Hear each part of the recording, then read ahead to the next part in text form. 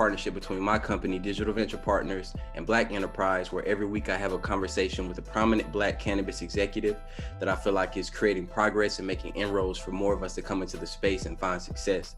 Today with me, I have one of my favorite segments of professionals to talk to, former mayor of the city of Hawthorne, Mayor Chris Brown. How you doing today, my brother?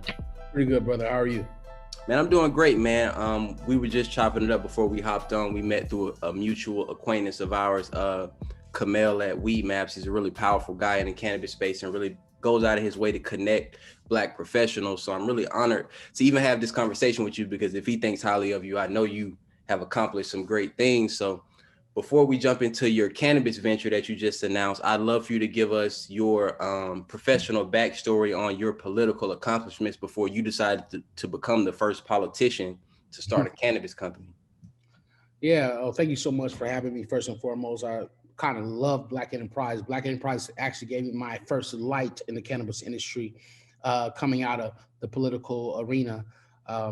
First, I was elected the first African-American mayor of the city of Hawthorne, California, where Tesla is and SpaceX, Tesla Design Center, and actually SpaceX corporate offices in Hawthorne, California. And I've been through it all. I faced eviction, bankruptcy, foreclosure, you name it, as an active mayor. But the cannabis industry is always something I actually believed in. It's kind of hard to serve a city on $650 a month salary. I was paid $650 a month to run a city. And, you know, at the time, I was married at the time, and, you know, blowing through a savings of $280,000, you know, I was kind of like lost trying to run a city. And they call being an elected official in Southern California part-time. It's not, it's full-time. And, you know, and the cannabis industry actually gave me, from consulting side, started off at the Fox firm, kind of gave me the wiggle room to make a couple dollars. And then after I left the office, to kind of focus more, helping as many people as possible, which I was featured in Forbes a couple times for it. And then actually getting my own licenses. I'm one of, I guess, the first to actually own 3 licenses in Linwood, California, and also create my own brand, which is called Mayorijuana. Okay, cool. First of all, the fact that an elected official in California, in the LA area, outside of that, is getting paid so little is really astonishing. Honestly, I never would have thought that that was a reality that someone in your position faces. I think those on the outside looking in, we assume that if you are an elected official in California or around LA, that you're probably making 6 or 7 figures. What were some of the other things that you got to see once you got behind the curtain as a really consequential politician in California? Relationships.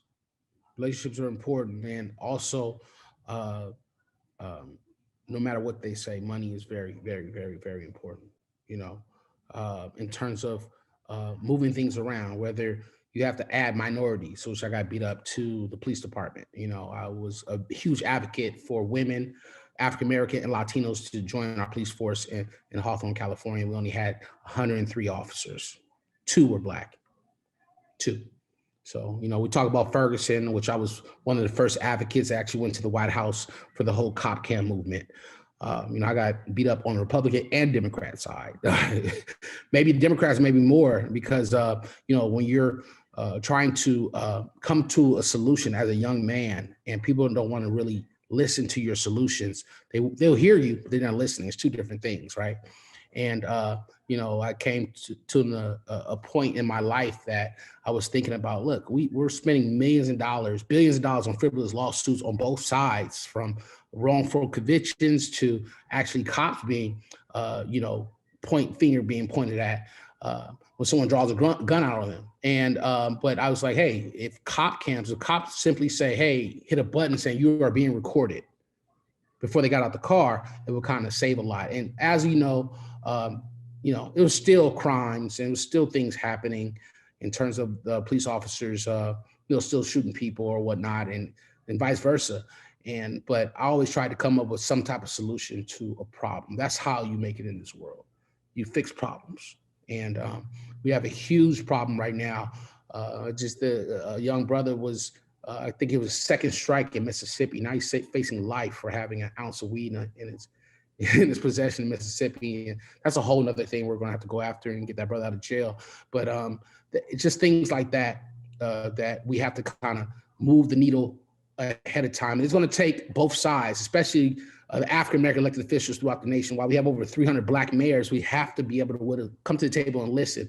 Things happened years ago, yes, but there's opportunity in just sitting down and coming to the table and actually listening to what people have to offer. Yeah, as a Black man who grew up in Alabama, I can really sympathize with the story that you're telling about Mississippi. It's ironic that that on November 3rd, the state of Mississippi, their voters overwhelmingly approved a ballot initiative for medical cannabis, and was actually overturned by their state Supreme Court. So that in itself kind of shows you that even the will of the people can be overruled by a super conservative state. But kind of moving back into your ventures and you transitioning out of politics and into the cannabis space, as not only an entrepreneur, but a social activist, like what are some of the opportunities that you identified, because I'm sure as a politician, you're able to just consult, you're able to just, work with firms and use like your political relationships to generate revenue for yourself and never have to worry about anybody else. What was it about cannabis that made you say, I'm really going to put my foot forward and try to make a dent in this industry for Black people?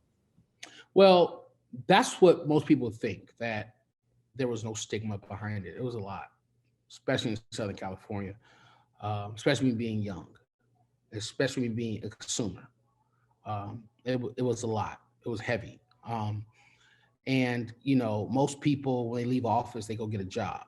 I don't have that opportunity to get a job necessarily. You have job offers to consult or whatever, you make some money, but to be a boss, to be a business owner, you go through a lot. And you got to remember, like me being pro cannabis coming out of office, and then you have half of, regardless of the Republicans or Democrats or even your old colleagues, trying to block you from being that first of anything. And it was heavy, it was hard, but God makes a will, makes a way. And I made a decision to focus on help as many people as possible. I remember I had some colleagues call me and say, Chris, so you're helping a lot of people become applicants and apply for cannabis license, but you're not giving us the code, you're not giving us the way. I'm like, no, it's actually in Forbes, you just need to read the article. I told you who to call. I told you to reach out to me. I told you what we need to do. And stuff is not cheap. Things cost money and things take time. As an elected official, as a mayor, I literally received these licenses in December 2017. We just get off the ground in 2020. It took 3 years, from buying buildings to, getting agreements between growers that distribute to manufacturing. Things take time. And things take money, especially when you're looking at the big picture. You're trying to employ, I think we have 42 employees right now at Magnolia Extracts, and trying to help as many people create brands and giving African Americans, if you don't even own a license, maybe you want to create a brand. We're here to help. We're here to help, especially in California, because we have the best cannabis period in the United States. But to help as many people create their own brands as possible, I'm here to help. I'm here to help people grow, and I'm looking forward to the next 8 years for us getting our own piece into the pie. Yeah, of course. And the thing that we are burdened with is, Black entrepreneurs who are into cannabis right now. I think the biggest issue we have is a lack of access to information. Capital first, information second, right? A lot of people who look at what you're doing or look at what I'm doing, they think that it's just as simple as activating and deciding to get into the cannabis space. Can you kind of give our viewers a top line overview of what that process means to go from getting licensed, the application process, the things you have to qualify for, and just the money, the time frame, and the timeline that it took for you? So the timeline is one thing. So you have a council, and there will be a lot more legalized of cannabis, or whether it's medical or recreational, throughout the United States over the next 2 or 3 years. After that, the federal government's going to cut it off straight up. They're going to just fight and say, you know what, we have enough licenses. Let's figure out who's serious. And actually taking the time and being the first. I know some of you guys are in places throughout the nation that your local city does not allow THC right now. But be the first to maybe think about opening a CBD store, because federal, like I mentioned earlier, the Hemp Act of December 2018 allows hemp on the federal level. big difference between local, state, and federal. As you just mentioned recently, the state of Alabama actually passed their own deal, but then the Supreme Court. So when you want to tap in, get with your local elected officials. They are willing to listen, especially when you're going to bring the city revenue. When you talk about bringing the city revenue, bring up the Hemp Act, and maybe you want to back your way into the THC side, because the federal government, regardless of circumstances, will legalize cannabis within the next 2 to 4 years. It's going to happen. Period. It's going to happen. But you want to make sure you are a huge advocate of your local city, and they'll eventually allow individuals to kind of tap in and give you an opportunity to raise the funds to legalize or to run a legitimate cannabis business in your local city. So I always tell people, man, join your chamber of commerce, tap into your local elected officials. I don't care if they're black, white, green, and purple. One color that matters between all the individuals is green. So whether it's cannabis or cash, you need to be a resource to them locally and continue showing up to the council meetings. Listen, figure out who's voting yes, who's voting no, and figure out how to tap in and become an advocate for cannabis in your local city. And guess what? They may tap on you because, being African American right now has been hard in the United States, but now people are starting to listen a little bit more about what we care about and how they can tap in and fit in with our culture. And right now, you need to make sure you're in line in your local city, and don't wait until they put a ballot measure on the ballot or ordinance in their local city. Be first. Show up first. Says, you know what? Listen, I'm a believer. Whatever your situation is, make sure you tap into your local city first. Okay, and then my next question would be, how can our viewers locally hold their lawmakers accountable to be a positive proponent of cannabis? Because like you said, I think you got elected in 2013. Correct. You were an advocate for this when it wasn't as popular, right? And now heading into 2021, you see, the Senate Majority Leader, and you see all of these governors coming out as, cannabis advocates when it's much safer and it polls much higher. But how do you feel like we need to continue to apply pressure as Black citizens to make sure this process moves forward? Like I mentioned before, show up to your council meetings, whether it's Zoom or whether it's in public, and talk about what senators, council members, or mayors or Congress members that are supportive of cannabis in your local city, state, or jurisdiction. Be vocal about it. If someone else is not lifting up the mic and open communication, listen, you guys, no matter what city you are in, they have something called open communications. Not everyone talks about this as elected officials. You have anywhere from 90 seconds to 5 minutes to talk about your business or whatever you want publicly. As long as you don't attack an elected official directly, you can talk about whatever you want. It's called open communications. I don't care what city you are in the United States. Everyone, as long as you reach out to the city clerk for your local jurisdiction or your local county and ask to speak on open communication, they're not going to tell you no. If they tell you no for this week, that means they're booked. They'll put you on another schedule for another day. But you have every right as a citizen of your local city to speak in open communications. Be vocal about what you can bring to the city and why they should legalize it and how it can help to their general fund and or infrastructure. That most people just don't know that information. So that's what I did. Listen, you got to be vocal about it. And sometimes you have a line of people show up to council meetings to speak about something about open communications, about whatever they're advocates about. But listen, be vocal. Email your local elected officials. Show them people that within their city, state, or throughout the whole nation, or their Congress member that are supporter of cannabis. Like I mentioned, the Republicans passed the Hemp Act in December 2018, not the Democrats. So that's alarming when you start thinking like, wow, okay, they jailed us. Now they're passing CBD first to kind of back their way into the THC market. But you need to be an advocate. You need to be there when they say, oh, this is the part of Kentucky, of all places, Kentucky, that they're growing massive amount of CBD right now. What's going to happen when they legalize federally? I'm going to press a button. Now, all that land that was $1,000 an acre is going to be worth $100K an acre, but you want to be in the room when that happens. Man, that's amazing. The knowledge that you're imparting on me, I'm about to go buy some land myself. But before we hop into your brand, though, that's what I want to talk about next. You just understanding politics, policy as much as you do firsthand. I want you to give us an idea of what happens if Black people don't involve themselves, if we don't make sure we're at the table, if we don't have ownership in cannabis, what happens then? Because I don't think we talk about that enough. Where I'll start. In 1916, United States legalized something called alcohol. In 2016, United States, 28 states have either medical or recreational marijuana. In 1918, we had something called the swine flu. In 2019, we had something called COVID-19. In 1924, 1928, we had something, 1932, we had something called the Great Depression. What do you think is going to happen between 2024 and 2028, 2032? You have to put yourself in position to be a boss, to be the owner, to own your, at least your piece. And if you just want to just wait until you're Black, Latino, or Caucasian elected officials pass a law or talk about it to bring something to the table, you're not in the game. You're in the majority. And in this business, you want to be the minority.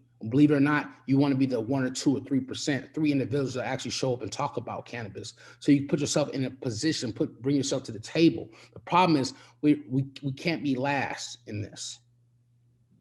And I'm looking forward to the opportunity to go on state by state and having this conversation.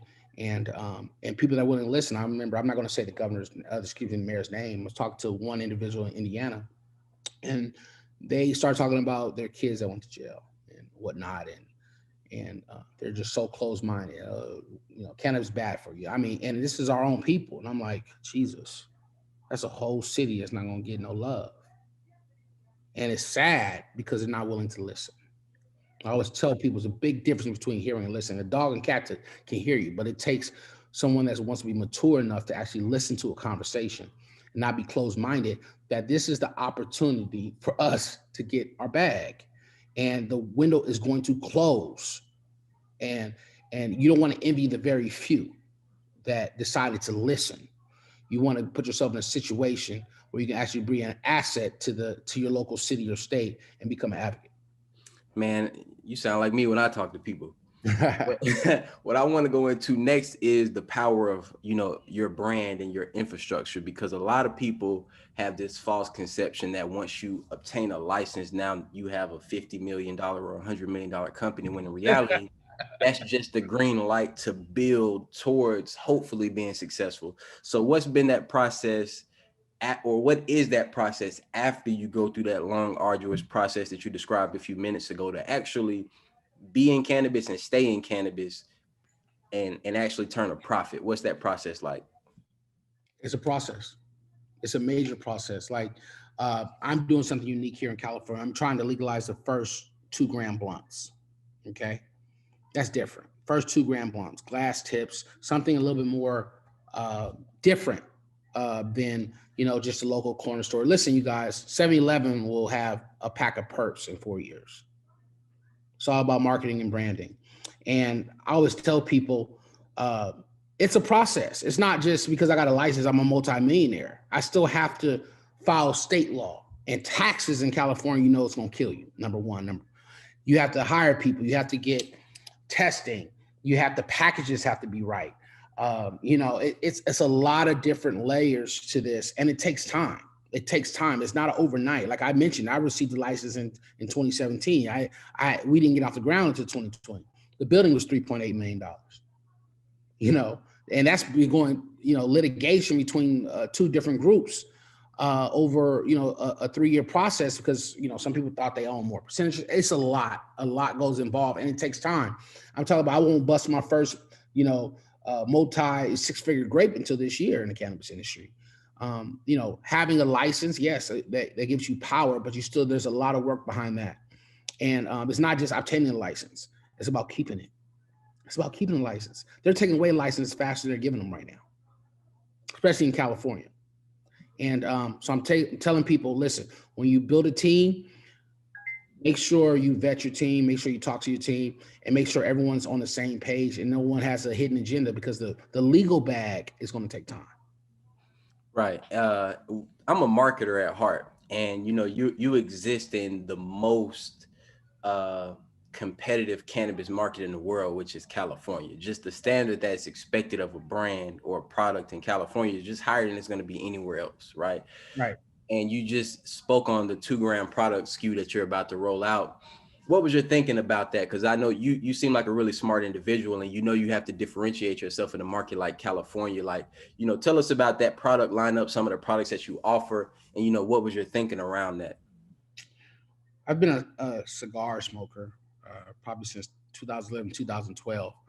And, you know, I decided to take things a little slower as a brand. You know, I want to be the one brand that even if you're local and you decide you want to order, I have a part of my brand called By the Ounce. You get 14 pre-rolled, 2 gram premium pre-rolls, and maybe you want a sativa indica or hybrid. Maybe maybe you want a combination. I want to be able to deliver that to people at a timely fashion, locally, and throughout the state eventually.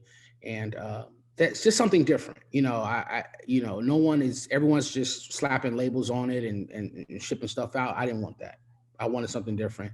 And I thank my team to actually, I wanted to slow down. People are like, Chris, you're not really, no, I'm not interested in moving joints. I'm not interested in that. I wanted something for my fellow politicians that are still closet about the whole cannabis industry, and because maybe they're running for senator or Congress, that they smoke every day.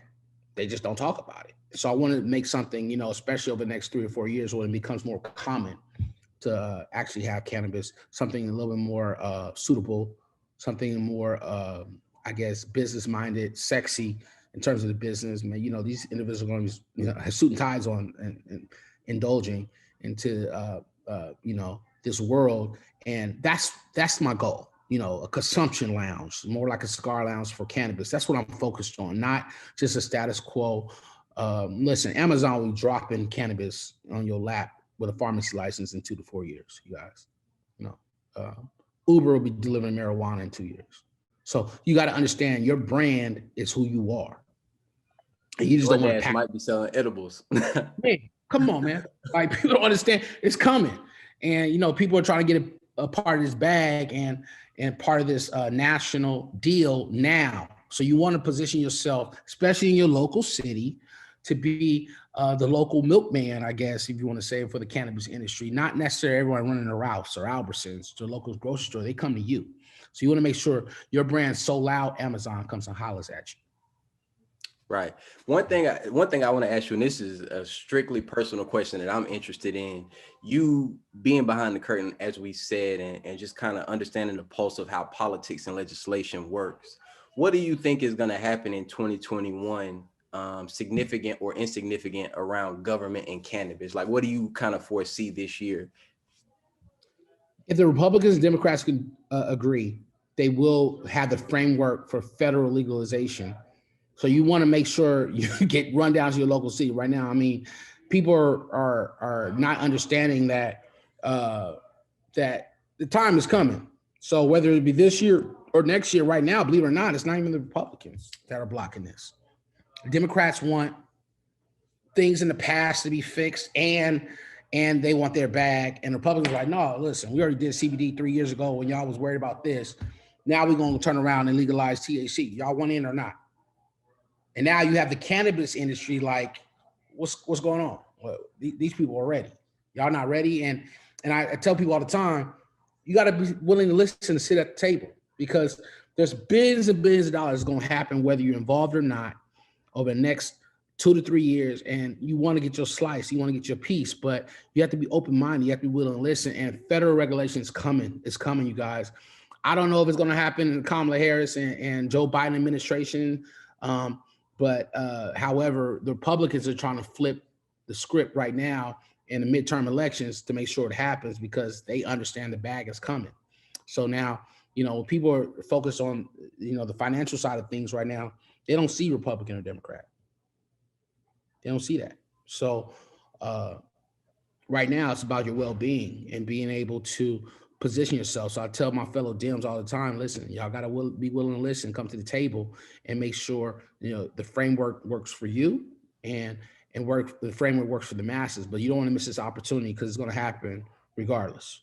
Republicans did a complete 360 and, 180, you want to call it. Oh, no. Yes. Boom, here you go. So, so you got to pay attention to that. You know what I mean? And be willing to listen. I'm not telling about you got to be a Republican or a Democrat or whatever. You be a moderate. Listen. At least listen to the table. Listen to what's going on, so you have an opportunity to bless you, your family, your city, your community, and everyone that loves you and that's around you. Be an opportunity to be a part of this prohibition as its finest. Man, you need to run for office again because I'll vote for you, bro. Man, no, this bag, bro. They come catch me when I'm 50, bro. Right. Yeah, I've been asked already, because while I got crucified leaving office, they like, no, he can raise the bag on both sides of the aisle right now, and he believes in this, but I'm not interested in right now. And up until a month ago, I've been like, no. But I figured out one administration will come and get me to consult sooner or later. Right, true enough. And then finally, man, before I ask you this last question, I just want to say I appreciate the information that you're giving out freely. Most people have to pay pretty good money, right, for a consultant to give them this type of insight. And like I said, I think, information is what our people need to really involve ourselves in this in a meaningful way. Because the smart ones, we don't need to be motivated or inspired. We just need the information, and we'll motivate ourselves. But lastly, I would love for you to give our viewers where they could follow you and your company and your progress on social media, or where they can reach out to you if they have any questions personally about getting into the space. MayorChrisBrown@gmail.com is my personal email. A lot of you guys have already emailed me quite a bit. I guess some people have actually been reading articles, and I also have a brand called Mayorijuana coming out. It's MAYORIJUANA.io. So Mayorijuana.io. So we have a brand that's be launching, with Weed Maps and Camille. Shout out to my boy. We're going to be pushing that real heavy in June and July, making sure we're getting it in the right hands here in California. But MayorChrisBrown@gmail.com, or follow me on Instagram @MayorChrisBrown. Thank you so much, my bro. I look forward to seeing your progress in the future. Thank you, brother. I appreciate you.